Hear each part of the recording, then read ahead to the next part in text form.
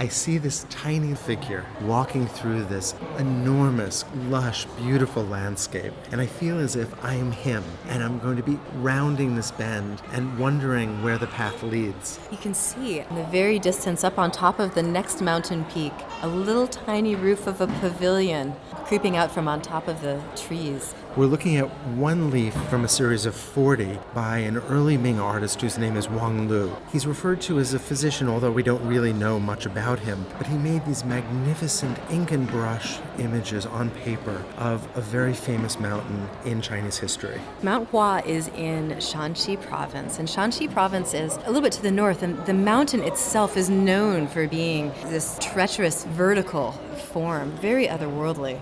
Look at the way in which he's used brush strokes to define the verticality of that mountain, those huge faces of rock that just seem to jut skyward, to create this otherworldly space that has a deeply spiritual dimension. You can see the contour lines. First, these very rich, fluid lines demarcating the boulders, and then you've got these texture strokes that give a sense of the roughness of each peak, and then little bits of moss dripping over the sides. And then you've also got softer washes of ink, especially in the peaks in the distance. On top of all of it, you've got these very dense strokes, these layers upon layers of little tiny brush strokes, very fluid, rich black ink of the pine trees. Those pine trees are amazing. They seem so alive with their boughs that seem to, almost like lightning strokes, move in every direction. Yeah, you can imagine that this is a mountain peak that gets winter storms through it, lots of wind, and you can see how the pines have grown into these contorted shapes. This is amazingly complex space, and all of this is done just with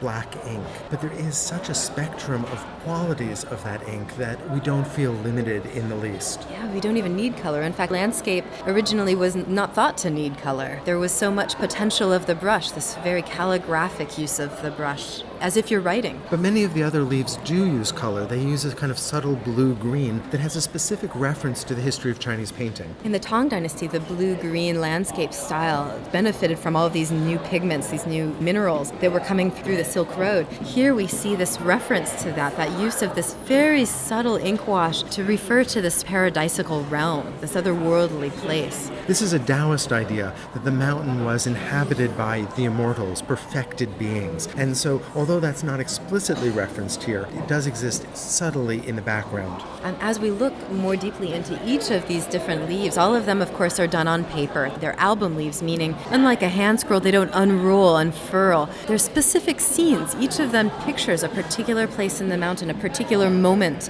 in time that the artist then inscribed, explaining exactly when he visited this place and what those conditions might have been. So these are really personal memories. These are explorations of moments that he remembers from his encounter with this landscape. He's got moments of soul traveling, perhaps a reference to himself, this idea of journeying on one's own through the mountain. Other times, maybe greeting other travelers and taking moments to rest along mountain paths. And one of my favorite images seems to be later in his journey as he's reached the peaks of at least one of these mountains, where we see a single figure seated just at a peak, looking over a sea of mist. You can imagine the trek that he had to take, this very winding little path behind him, and he's sitting there just taking in the vista as he's reached the summit. The artist has created this sense of real depth, of real space, even with all the ambiguity of the negative space that is somehow also those clouds. It seems so damp and so misty. You can feel the atmosphere, but then when you look at the mountain, you see the dry brush strokes, and you get the sense of the contrast between the very soft, wet clouds and then at the same time the very hard, rough boulders.